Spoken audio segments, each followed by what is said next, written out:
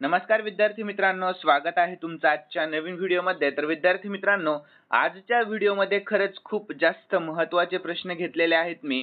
तर थोडाही वेळ वाया न घालवता आपण आजच्या या व्हिडिओला सुरुवात करूयात। तर आजचा व्हिडिओ सुरू करण्याच्या अगोदर आपण कालच्या चालू घडामोडी पाहून घेऊया। तर कालचा आपला पहिला प्रश्न होता, कोणत्या राज्य सरकारने अटल मोहल्ला क्लिनिकचे नाव बदलून Mother Teresa advance health clinic असे केलेले आहे? तर झारखंड सरकारने।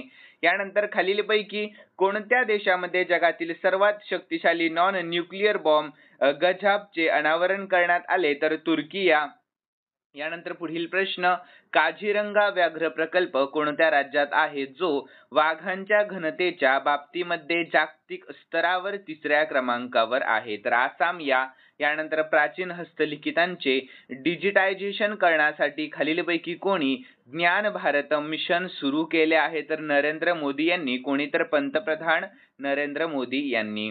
यानंतर नागपंचमी निमित्त कोणत्या राज्यामध्ये सर्प संवर्धन अभियान सुरू करण्यात आले आहे? तर आपल्या महाराष्ट्र या राज्यामध्ये सुरू करण्यात आले आहे। यानंतर यंदाच्या आंतरराष्ट्रीय वाघ दिनाच्या निमित्ताने आपल्या महाराष्ट्रामध्ये किती व्याघ्र प्रकल्प आहेत? तर एकूण 6। यानंतर कोणत्या राज्याच्या मुख्यमंत्र्यांनी सर्वात जास्त काळ सलग कार्यकाळ बजावला आहे? तर उत्तर प्रदेशच्या। तर कोण आहेत ते? तर योगी आदित्यनाथ आहेत। यानंतर भारतीय तटरक्षक दलासाठी देशातील पहिल्या स्वदेशी हॉवरक्राफ्टचे बांधकाम कोणत्या राज्यात सुरू झाले? तर गोवा या राज्यामध्ये। यानंतर पुढील प्रश्न होता कालचा आपला, तर कोणत्या संस्थेने अलीकडेच सुरू केलेले जलद गस्त जहाज अटल बांधले आहे? तर गोवा शिपयार्ड लिमिटेडने, म्हणजेच GSL ने। यानंतर पुढील प्रश्न होता कालचा शेवटचा प्रश्न 10वा, तर जागतिक मानवी तस्करी विरोधी दिवस कोणत्या दिवशी साजरा केला जातो? तर तो केला जात होता 30 जुलै रोजी। यानंतर विद्यार्थी मित्रांनो, आपण 2 ऑगस्ट म्हणजेच आजच्या चालू घडामोडी पाहणार आहोत। आणि आजचा आपला पहिला प्रश्न कोणता असणार आहे? तर महाराष्ट्र राज्याचे कृषी मंत्री मणिकराव कोकाटे यांना पदावरून हटवून त्यांच्या जागी कोणाची नुकतीच नियुक्ती करण्यात आली आहे? तर महत्त्वाचा प्रश्न आहे, सर्व विद्यार्थ्यांनी या प्रश्नाकडे लक्ष द्या। तर याचे योग्य उत्तर आहे ऑप्शन बी, दत्तात्रय भरणे यांची। तर याविषयी सर्वांनी आपण शॉर्टमध्ये महत्त्वाची माहिती पाहूयात। तर जुलै 2025 मध्ये महाराष्ट्र मंत्रिमंडळामध्ये महत्त्वाचा बदल करण्यात आला। तर शिंदे सरकारने कृषी मंत्री मणिकराव कोकाटे यांना त्यांच्या पदावरून हटवले असून त्यांच्या जागी दत्तात्रय भरणे यांची नुकतीच नियुक्ती केली आहे। तर दत्तात्रय भरणे हे राष्ट्रवादी काँग्रेस म्हणजेच अजित गटचे नेते आहेत। तर राज्यातील कृषी क्षेत्रामध्ये अधिक कार्यक्षमतेने धोरण राबवण्यासाठी आणि शेतकऱ्यांच्या समस्या सोडवण्यासाठी हा निर्णय मोठा घेतल्याचे सांगितले जात आहे। यानंतर विद्यार्थी मित्रांनो, या प्रश्नाचे आपण महत्त्वाचं काही स्टॅटिक जीके रिलेटेड माहिती पाहून घेऊया। तर महाराष्ट्रातील कृषी खाते हे राज्यातील शेतकरी धोरण, अनुदान, योजना, कृषी बाजार, पीक विमा यांसारख्या बाबींसाठी खूप जास्त जबाबदार असते। तर याआधी कृषी मंत्रीपदी अब्दुल सत्तार आणि मणिकराव कोकाटे कार्यरत होते, हे देखील सर्व विद्यार्थ्यांनी लक्षात ठेवा। यानंतर पुढील प्रश्न आहे आपला दुसरा, तर 2025 हे वर्ष आपल्या महाराष्ट्रातील कोणत्या संतांची सप्तशतकोत्तर सुवर्ण महोत्सवी 750व्या जयंतीसाठी आहे? तर याचे योग्य उत्तर आहे ऑप्शन बी, संत ज्ञानेश्वर महाराज। लक्षात ठेवा। तर याविषयी सर्वांनी आपण शॉर्टमध्ये महत्त्वाची माहिती पाहूयात। तर महाराष्ट्र शासनाने संत ज्ञानेश्वर महाराज यांच्या 750व्या जयंती सप्तशतकोत्तर सुवर्ण महोत्सवी साठी 2025 वर्ष विशेष असणे घोषित केलेले आहे नुकतेच। तर राज्यपालांनी ही जयंती साजरी करण्यासाठी एक विशेष लोगो लॉन्च केला होता। तर आळंदी येथे या महोत्सवाच्या संदर्भामध्ये विविध कार्यक्रम आयोजित करण्यात आलेले असून ज्यामध्ये युवा मराठी संमेलन आणि इतर सांस्कृतिक उपक्रम देखील होते। यानंतर पुढील प्रश्न आहे आपला तिसरा, तर नुकतेच कोणत्या देशाने भारतावर रशियन संरक्षण आणि ऊर्जा वस्तू खरेदी केल्याबद्दल आपल्या भारतीय आयातीवर 25% कर आणि दंड आकारण्याची घोषणा केली आहे? तर याचे योग्य उत्तर ऑप्शन सी, अमेरिका या। कोणत्या? तर अमेरिका या। तर याविषयी सर्वांनी शॉर्टमध्ये महत्त्वाची माहिती पाहूयात।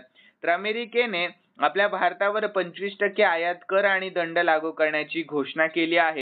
तर यानंतर भारताने रशियाकडून संरक्षण व ऊर्जा वस्तू खरेदी केल्यामुळे हे पाऊल मोठे उचलले गेले आहे। तर ट्रम्प प्रशासनाने हे आपल्या भारताच्या रशियाशी वाढत्या संबंधाविरोधात घेतलेले धोरणात्मक आणि व्यापारात्मक निर्णय मानले जात आहेत. यानंतर पुढील प्रश्न आहे आपला चौथा. तर तिबेटमधील यारलुंग झांगबो नदीवर 60,000 मेगावॅटचा जलविद्युत प्रकल्प कोणत्या देशाने नुकताच सुरू केला आहे? तर याचे योग्य उत्तर आहे ऑप्शन सी, चीन या देशाने सुरू केला आहे. कोणत्या देशाने विद्यार्थी मित्रांनो? तर चीन या देशाने. तर याविषयी सर्वांनी आपण शॉर्ट मध्ये महत्त्वाची माहिती पाहूयात.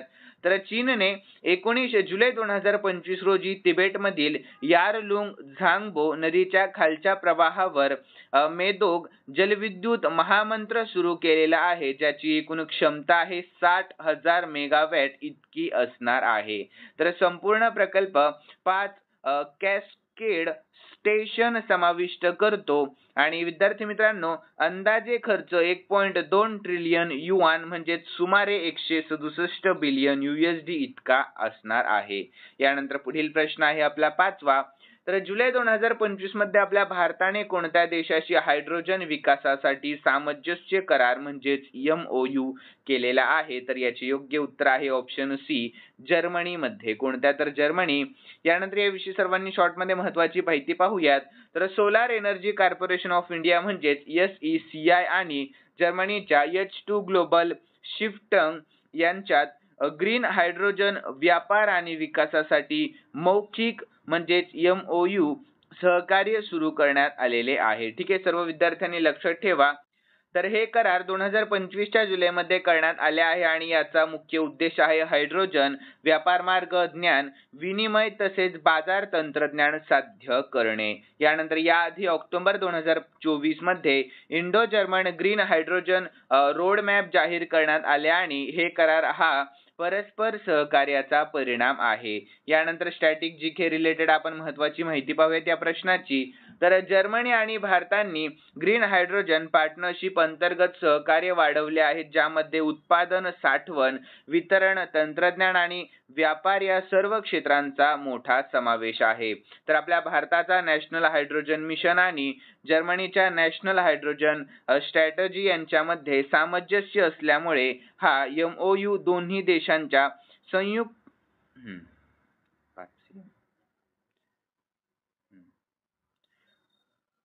तर हा MOU दोन्ही देशांच्या स्वच्छ ऊर्जा धोरणांचा महत्त्वाचा भाग आहे. यानंतर पुढील प्रश्न आहे आपला सहावा. तर दरवर्षी लोकशाहीर अण्णाभाऊ साठे यांची जयंती केव्हा साजरी केली जाते? तर याचे योग्य उत्तर आहे ऑप्शन बी, 1 ऑगस्ट रोजी साजरी केली जाते. केव्हा? तर 1 ऑगस्ट रोजी. तर याविषयी सर्वांनी आपण शॉर्ट मध्ये महत्त्वाची माहिती पाहूयात. तर लोकशाहीर अण्णाभाऊ साठे हे आपल्या महाराष्ट्रातील एक क्रांतिकारी विचारवंत, लेखक, लोककवी आणि समाज सुधारक होते. तर त्यांची जयंती दरवर्षी 1 ऑगस्ट रोजी साजरी केली जाते आणि त्यांनी तमाशा, पोवाडा, लावणी यांसारख्या लोककलेच्या माध्यमातून शोषित वंचितांच्या दुःखांना आवाज दिला होता. तर 1 ऑगस्ट हा दिवस संपूर्ण महाराष्ट्रामध्ये आणि विशेषतः वंचित समाजामध्ये अत्यंत आदरपूर्वक व प्रेरणादायी उत्साहाने साजरा केला जातो. तर विद्यार्थी मित्रांनो, त्यांच्या साहित्याने आणि काव्याने सामाजिक अन्यायाविरुद्ध लढा दिला होता.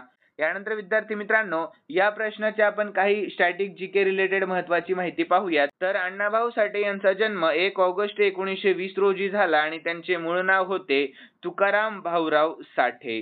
तर यानंतर त्यांनी फकीरा सारखा प्रसिद्ध सामाजिक कादंबरी लिहिली आहे आणि 2020 मध्ये त्यांच्या जन्मशताब्दी निमित्त केंद्र सरकारने स्मरण डाक टपाल तिकीट देखील प्रकाशित केले होते. यानंतर पुढील प्रश्न आहे आपला सातवा. तर 17वा पुरुष आशिया कप क्रिकेट 2025 कोणता देश आयोजित करेल? तर याचे योग्य उत्तर आहे ऑप्शन डी, संयुक्त अरब अमिराती म्हणजेच UAE हा. यानंतर याविषयी सर्वांनी शॉर्ट मध्ये महत्त्वाची माहिती पाहूयात.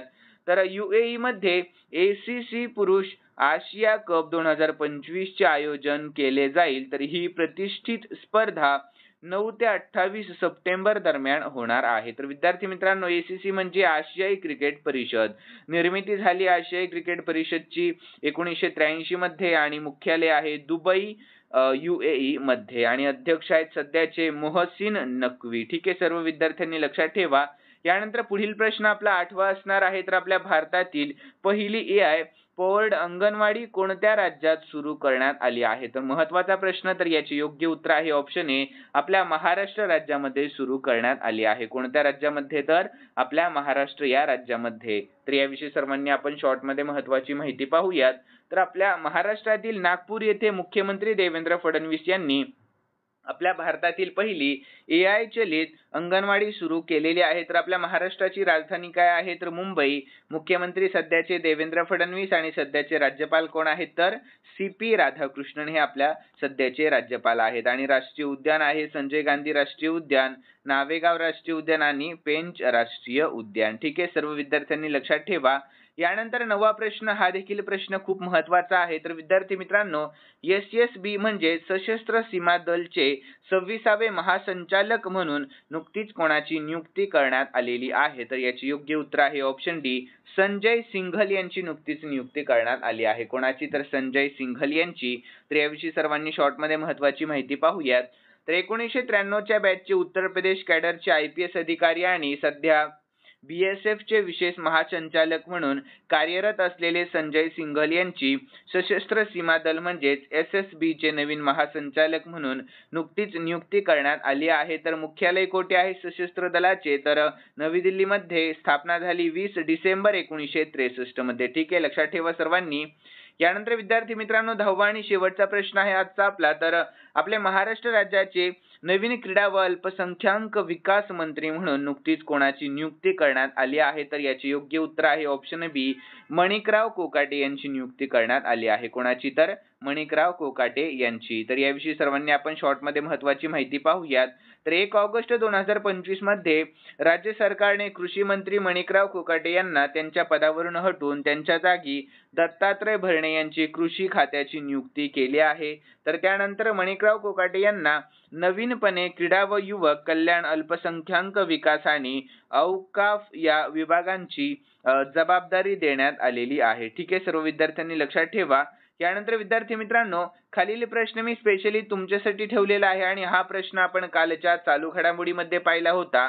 ज्या सर्व विद्यार्थ्यांनी हा प्रश्न पाहिला असेल किंवा ज्या विद्यार्थ्यांना या प्रश्नाचे उत्तर येत असेल त्या सर्वांनी कमेंटमध्ये उत्तर सांगण्याचा प्रयत्न करा. तर प्रश्न असा आहे, कोणत्या राज्याच्या मुख्यमंत्र्यांनी सर्वात जास्त काळ सलग कार्यकाळ बजावला आहे? तर याचे योग्य उत्तर तुम्हाला आपल्या कमेंट बॉक्समध्ये सांगण्याचा पुरेपूर प्रयत्न करायचा आहे. आणि विद्यार्थी मित्रांनो, तुम्हाला जर आजचा व्हिडिओ आवडलेला असेल तर नक्कीच सर्वांनी या व्हिडिओला लाईक करा आणि सबस्क्राईब करायला अजिबात विसरू नका. तर चला भेटूयात नवीन व्हिडिओमध्ये. धन्यवाद.